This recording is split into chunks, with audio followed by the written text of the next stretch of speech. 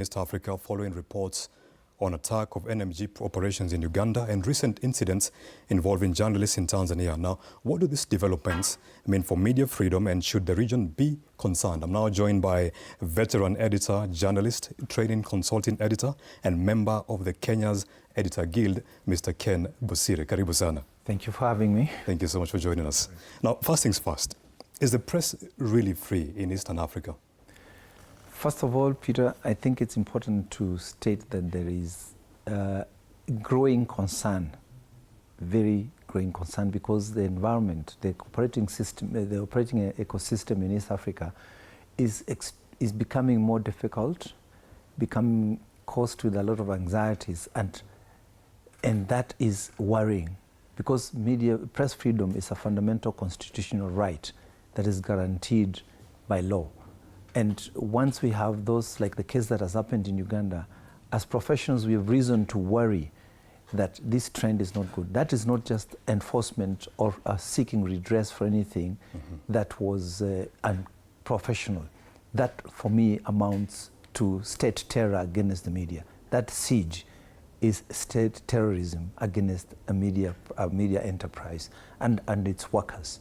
That for me says that that is the lowest that we can sink. That you can, a station and workers can be barricaded by armed people, police or military men. So that in East Africa, we saw that happen in Tanzania, internet shutdowns, and all those other things that impede what we would call press freedom in a society, in a community that also prides itself as democracies operating on the rule of law. Right? That for me is the lowest, and I think we cannot say. The indexes that have come out, I think have dived now further down, almost to near zero, because of what are the recent happenings that has happened. That being said, how then can media houses better protect their journalists when working in sensitive environments? First of all, I think it's important to appreciate the environment we work in. The threats to media freedom are both external and internal. The internal environment is where we have media, the welfare of the individual practitioners not being respected in terms of their remuneration and general working environments. That we need to fix, and we can't fix. Anybody who goes in the media business should be able to provide what we call a basic operating environment that guarantees that I can work in terms of tooling, in terms of my welfare, so that I'm at my optimal production. Two, we have established laws and statutes that demand on how we can seek redress.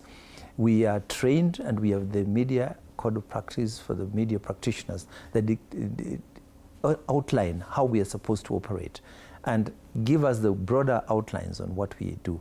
That once we have that fidelity to our professional ethics, we have a proper operating environment, then we know that at what point the state of media stands. And this, once we have these internal and external threats addressed, because the bigger law, the national laws, address what are the statutes that govern media practice. And then internally, what is the operating condition? And this is something that we must begin to look at, and we must have a conversation. And as media practitioners, we must be able to continually update ourselves. Now we reskill and skill, because the media ecosystem is fast changing. It's not the yesterday, what was yesterday in terms of operations. We have a multiplicity of platforms where even the citizen journalist, the citizen person is able to disseminate news. So our fidelity to fact, verification, and everything else must be above board, the way we operate. That is very, very important. Okay. How should governments balance national security concerns with freedom of the press? National security issues that once a government does what it's supposed to do, what is national sometimes ends up being personal anxieties and insecurities of those in power. We have the media the code of practice shows exactly how we cover sensitive issues with a responsibility and looking at it in context. So this heavy-handedness that comes in the guise of national security, we've seen there more beyond. We appreciate we live in a delicate a delicate security system, but those cannot be used to negate or suppress press freedom, because information is power. Even that media, even those security things, the government can still say, tell the public, how do we protect ourselves? Because the government works for the benefit of the welfare of the citizen. The media works for the welfare of the citizen. I don't think there is irresponsibility that can allow that to imperil the same context that we work in. So it is partnership and knowing what we need to do and taking responsibility and following the very strict statutes of the law, that if there's any infraction, it can only be addressed through a legal system and established conduct without having to be heavy-handed or just taking blanket decisions against the media. You're right. All right. Thank you very much. We've also seen, you've mentioned a lot of the statute and all these things. What protections should journalists have under the laws of Eastern African countries?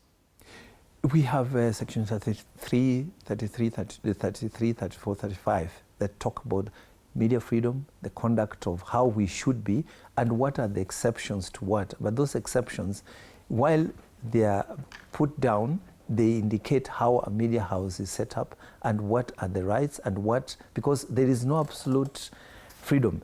Everyone has a boundary. Those are the defining boundaries that we speak about. Once we respect the laws of the country, the laws of the Constitution are given to us, then minus these other acts that come in to impede our operations. I think the thing is that fidelity to those laws that establish the media, that talk about who can do business and what it is that we must do.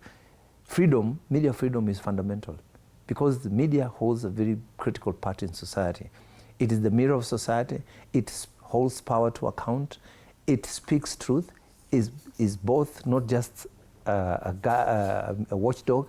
It's also in terms of a guide dog. It guides society by informing this is what we need to do. It also speaks what are the trends, and then it responds.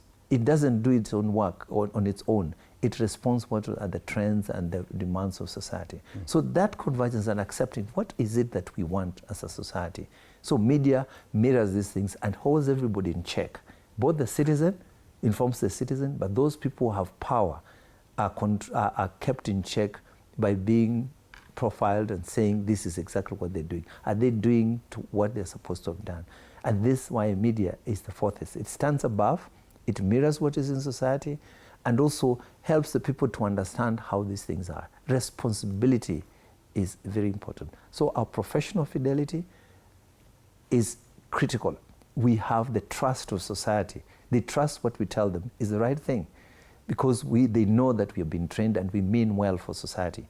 We cannot only reflect, we do not invent issues. We speak about what is happening and hold everybody to account and to speak. So we don't have a body under the East African Communities umbrella? We have what we call, we have the media councils of East Africa. Each country has got, there are some that are self-regulating, there are some that are quasi-self-regulating. They speak to the ethics, they control us, they give us guidance. They tell us these are the boundaries, the East African. Then we have now what we call a larger association of the media councils of East Africa that speaks to the issues and the welfare and the trends in the media industry. And within the industry itself, we have organizations like Kenya Union of Journalists, we have organizations that are AMWIC, we have the Kenya Editors Guild. They're also custodians of the fidelity and welfare of society, of the media practitioners. That keep reviewing what is it that we are doing, that they keep us in check and remind us that these are the trends. Because aligning to what are the new things. So those organizations, either by journalists themselves, they help in peer review. There are those ones that are by statutory board organizations that also speak to this. And then in the end, all of them have to tunnel into the supreme law of the various countries. And that is very, very important. And they also speak to international statutes, like the international pacts and organizations that speak about freedoms, because media is one of the freedoms that we must respect and uphold in society. Okay. Now, in recent days, we've seen a tiff between President William Ruto and the Standard Group. Does this worry you? It is worrying because it tended to be personal. We have, within our laws, the Media Council of Kenya has what we call a complaints commission. And if anybody is aggrieved, you feel that your rights have been infringed, it's always good to follow the law. You can either go to court and seek redress in court, or use the established channel within the Media Complaints Commission to have your grievances addressed. And within the media itself, we have systems that speak and address any errors that are human, that may not be intentional. So the bottom line is to use the established structures and the law to address this instead of going personal. There's nothing personal. It's about a country. It's about people. And we must begin to use the laws. That's why we have given ourselves a law. We pride ourselves as a democracy. Democracy may not be very comfortable to us as individuals, but you must respect it, however painful it is. When it points at you, you must begin to say, how do we find the best way out of it? It's not to attack and vilify individuals, but go through the law, because the law is the arbiter for all of us. Yes. Right. All right. So now, what impact do such incidents have on public access to information? Because if I'm feeling threatened, I'm not likely to do work well. My output will be affected. I'll be scared for personal security. It's human to fear that tomorrow I will be harmed. So if I do not have what we call personal security and guarantees that people will respect me, would respect my profession and what I do, then that impedes, that will lead to what we likely to call self-censorship. You censor yourself because you want to remain safe. And this is what, for me, that brings back, hurts what we call freedom of the media. Then the people, once I begin to censor myself, the people begin to distrust me. And then I lose the trust. The one element for a media personality is the trust. Can I trust that? Can the public trust that what I tell them is the truth? But if they realize that I'm holding back information for my own personal security or safety, then I'm going to lose that trust to the public. And in that, as a whole, multiplier effect on the operations of the media and the hallowed place that we hold in society. Mm-hmm. So that is very, very important. And we must begin to respect that. Our laws are fundamental, yes, and we must do that all the time. All right. Now, finally, Mr. Bosire, looking ahead, what needs to be done to change and to ensure journalists can work freely and safely across the region as we wind up? First of all, I think, like I did say, there are what we call the emerging trends that have come out now. State is one of the threats, like what has happened in the case in Uganda, or people using their positions of privilege to intimidate individual journalists. That needs to be addressed the law. Two, internally, they're what we are calling now the enemy within. The welfare of our journalists. How do we make sure that they're properly remunerated, their working conditions are good so that they can perform their work? And then there is what we call media literacy that we need to conduct both as practitioners, to tell the public how to use media. What is it? How do we operate? Because we have seen civilians themselves, groups of people, especially in this era of goonism, attacking journalists. And that is, for me, a very worrying kind of thing. So through media literacy, internal hygiene, that knowing that we have the proper thing, taking care of the welfare of the journalists, and then for the current government, it must respect the rule of law, because it's obliged by law to respect and protect the bigger freedoms, not just for professions, but for the entire population. So those are very important things that we must address. The internal fractures, in terms of our professional fidelity and welfare, we must also respect the law, but also do wider society media literacy to ensure that we all appreciate the role of a media person, media practitioners in the country. All right. Thank you very much for helping us unpack these developments and the implications for journalists and governance and public's rights to information. Thank you very much, Mr. Ken Bosire.